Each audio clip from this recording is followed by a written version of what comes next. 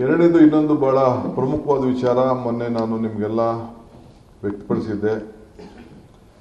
Privatisation of power ಬಗ್ಗೆ ಒಂದು ದೊಡ್ಡ ಪ್ಯಾರಲಲ್ ಡಿಸ್ಟ್ರಿಬ್ಯೂಷನ್ ಬಗ್ಗೆ ಈಗಾಗಲೇ ಟಾಟಾ ಅವರು ಅರ್ಜಿ ಹಾಕೊಂಡಿದ್ದಾರೆ. ಸೊ ನಾಳೆ KRC ಅವರು ಫೈನಲ್ಲು ಕರೆದುಕೊಂಡಿದ್ದಾರೆ ಏನು ಡಿಸಿಷನ್ ತಗೋಬೇಕು ಅಂತ.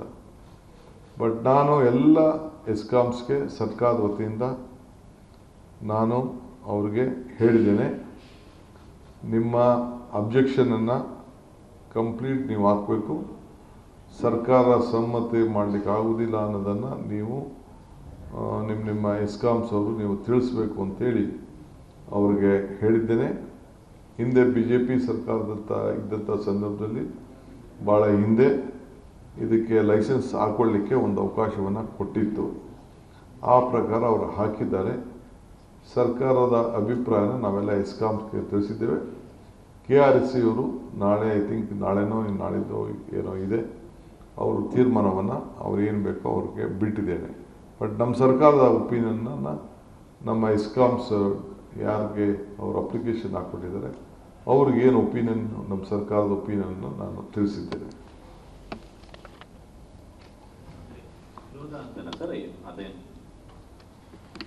ಸರ್ಕಾರ ಈಗ ಅವರು ಹಾಕೊಂಡಿರೋದು ಸರ್ಕಾರಕ್ಕೆ ಅರ್ಜಿ ಹಾಕಿಲ್ಲ, ಅವರು KRC ಹಾಕಿದ್ದಾರೆ. KRC ಅವರು ಎಸ್ಕಾಮ್ಗಳಿಗೆ ಕೇಳಿದ್ದಾರೆ. ಎಸ್ಕಾಮ್ ಅವರು ಅವ್ರ ಅಭಿಪ್ರಾಯ ತಿಳಿಸಿ ನನ್ನ ಹತ್ರ ಬಂದಿದ್ರೆ ನಾನು ಹೇಳ್ತಿದ್ದೆ ಅವ್ರಿಗೆ. ಅವ್ರು ನನಗೆ ಗೌರ್ಮೆಂಟ್ಗೆ ಬಂದು ಅವರು ಕೇಳಿಲ್ಲ, ಪರ್ಮಿಷನ್ ಅವ್ರು ಕೇಳಿಲ್ಲ. ಪ್ಯಾರಲಲ್ ಡಿಸ್ಟ್ರಿಬ್ಯೂಷನ್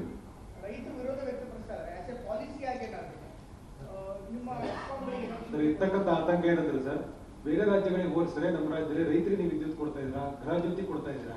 ಹೀಗಿದ್ದಾಗ ನೇರವಾಗಿ ಜನರಿಗೆ ಸಮಸ್ಯೆ. ಈಗ ನಾನು ಅದಕ್ಕೆ ಯಾವುದಕ್ಕೂ ಉತ್ತರ ಈಗ ಹೇಳಕ್ ತಯಾರಿಲ್ಲ. I am telling you the policy. ನಾನು ಬೇರೆ ಸಂದರ್ಭದಲ್ಲಿ ನಾನು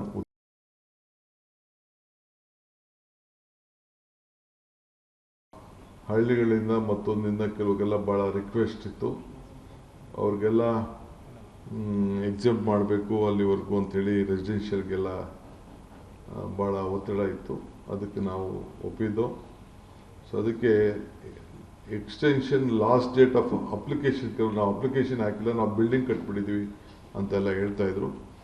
ಅದಕ್ಕೆ ಯಾರ್ಯಾರು ಬಿಲ್ಡಿಂಗ್ ಕಟ್ಟಿದ್ದಾರೆ ಅದಕ್ಕೆ ಡೀಟೇಲ್ಸ್ ಕೊಟ್ಟು, ಬಿಲ್ಡಿಂಗ್ ಫೋಟೋಗ್ರಾಫ್ಸ್ ಕೊಟ್ಟು, ಎಲ್ಲ ದಾಖಲೆಗಳ ಸಮೇತ ಅವರ ಕೋಆರ್ಡಿನೇಟ್ಸ್ ಕೂಡ ಎಲ್ಲ ಗಮನದಲ್ಲಿ ಇಟ್ಕೊಂಡು ಅವರ ಅಡ್ರೆಸ್ಸು ಕ್ಲೀನಾಗೆಲ್ಲ ಸಮೇತ 15ನೇ ತಾರೀಕುವರೆಗೂ ಅಪ್ಲಿಕೇಶನ್ ಹಾಕೊಳ್ಳಿಕ್ಕೆ ಅವಕಾಶವನ್ನು ಕೊಟ್ಟಿದ್ದೇವೆ. August 15th. ರೆಸಿಡೆನ್ಷಿಯಲ್ ಬೇಡಿಕೆ ಬೇಕಾದಷ್ಟು. ಈಗ ಸದ್ಯಕ್ಕೆ ನಾವು ತೀರ್ಮಾನ ಮಾಡೋದು ರೆಸಿಡೆನ್ಷಿಯಲ್ ಮಾತ್ರ, ಗ್ರಾಹಕರು ಮಾತ್ರ. ನಾನು ಕೋರ್ಟ್ ಗಮನದಲ್ಲಿ ಇಟ್ಕೊಂಡೇ ಕೆಲಸ ಮಾಡಬೇಕಲ್ಲಪ್ಪ,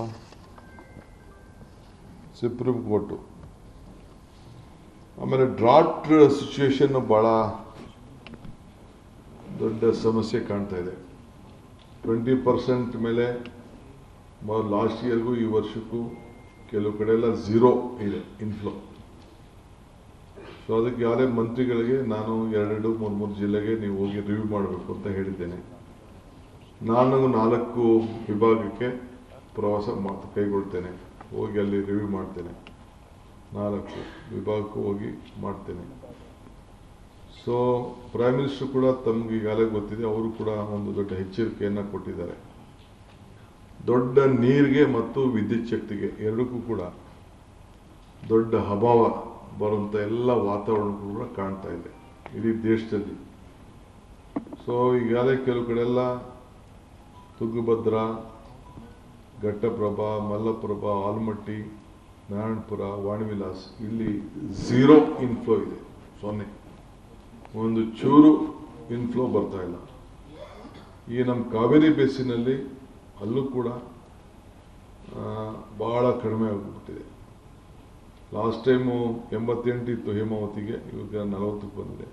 KRS 100 ಇತ್ತು ಲಾಸ್ಟ್, ಇವತ್ತಿಗೆ 22ರಲ್ಲಿದೆ. ಕಬಿನಿಲಿ 79 ಇತ್ತು, 26 ಇದೆ. ಈ ರೀತಿ 20%ಗೆ ಇನ್ಫ್ಲೋ ಇವತ್ತಿನ ದಿನಕ್ಕೆ ಇಳಿದಿದೆ.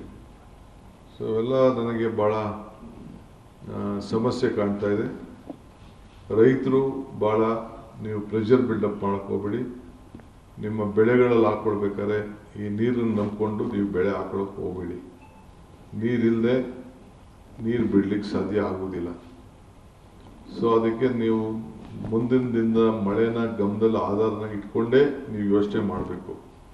ಸೊ ಎಲ್ಲರಿಗೂ ನಾನು ಹೇಳ್ತಾ ಇದ್ದೀನಿ, ಡ್ಯಾಮ್ಗಳು ಸೀದಾಗೆ ಫಿಲ್ ಆಗೋವರೆಗೂ ಕೂಡ ನೀವು ಬೆಳೆಗಳ ಬಗ್ಗೆ ನೀವು ಆಲೋಚನೆ ಮಾಡೋಕ್ಕೆ ಹೋಗಬೇಡಿ.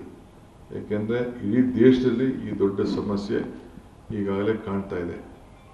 ಇನ್ನು ಈ ವರ್ಷ ಫುಲ್ಲು ಮಳೆ ಬಂತು ಅಂದರೆ ಖಂಡಿತ ನಿಮ್ಗೆ ಏನು ಬೇಕೋ ನೀರನ್ನು ನಾವು ಒದಗಿಸ್ಕೊಡ್ತೇವೆ.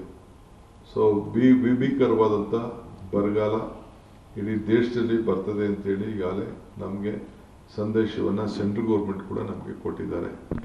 ಪ್ರೈಮ್ ಮಿನಿಸ್ಟರ್ ಕೂಡ ಹೇಳಿದ್ದಾರೆ. ವಿದ್ಯುತ್ ಶಕ್ತಿ ವಿಚಾರದಲ್ಲೂ ಕೂಡ ಈಗಾಗಲೇ ನಾನು ಹೇಳಿದ್ದೇನೆ ನಮ್ಮ ಡಿಪಾರ್ಟ್ಮೆಂಟ್ಗಳಿಗೆ, ನೀವು ಕೋಲ್ನ ಮತ್ತೊಂದನ್ನ ಏನೇನು ಜಲ್ದಿ ಸ್ಟೋರ್ ಮಾಡಬೇಕೆಂದ್ರೆ ನಾಳೆ ಬೆಳಗ್ಗೆ ಎಮರ್ಜೆನ್ಸಿ ಬೇಕಾದರೆ ಸಮಸ್ಯೆ ಆಗ್ತಿದೆ. ಹಿಂದೆ ನಾನು ಪವರ್ ಮಿನಿಸ್ಟರ್ ಆಗಿದ್ದಾಗ ಇಲ್ಲೊಂದು ಗ್ಯಾಸ್ ಮಾಡಿಸಿದ್ದೆ ಬೆಂಗಳೂರು ಸಿಟಿಲಿ. ಅದು ಕೂಡ ರೆಡಿಯಾಗಿ ಇಟ್ಕೊಂಡಿರಿ, ಅದಕ್ಕೇನೇನು ಸಂಬಂಧಪಟ್ಟಂಥದ್ದು ಅಂತ ಅಲ್ಲೂ ಕೂಡ ಹೇಳಿದ್ದೇನೆ. 340 ಮೆಗಾವಾಟ್ ಗ್ಯಾಸ್ ಪ್ಲಾಂಟು. ವಿದ್ಯುತ್ ಶಕ್ತಿ ಬೆಲೆ ಜಾಸ್ತಿ ಅದಕ್ಕಾಗ್ಬೋದು ಗ್ಯಾಸ್ಗೆ. ಅದಕ್ಕೆ ನೀವು ಮುಂಜಾಗ್ರತವಾಗಿ ನೀವು ಎಲ್ಲ ಸಿದ್ಧತೆಗಳನ್ನು ನೀವು ರೆಡಿ ಮಾಡ್ಕೊಂಡಿರಿ. ಯಾಕೆಂದರೆ ನಮ್ಮ ಹೈಡಲಲ್ಲಿ ನಮಗೇನು ಇನ್ಫ್ಲೋ ಬರಬೇಕಾಗಿತ್ತು ಆ ಇನ್ಫ್ಲೋ ಬರ್ತಾ ಇಲ್ಲ. ಸೊ ಅದರಿಂದ ನಾವು ಭಾಳ ಹುಷಾರಾಗಿರಬೇಕು. ಅದಕ್ಕೆ ಜಾಗೃತಿ ಮೂಡಿಸಿ ಅಂತೇಳಿ ನಾನು ಆಗಲೇ ಅವ್ರಿಗೆ ಹೇಳಿದ್ದೆ.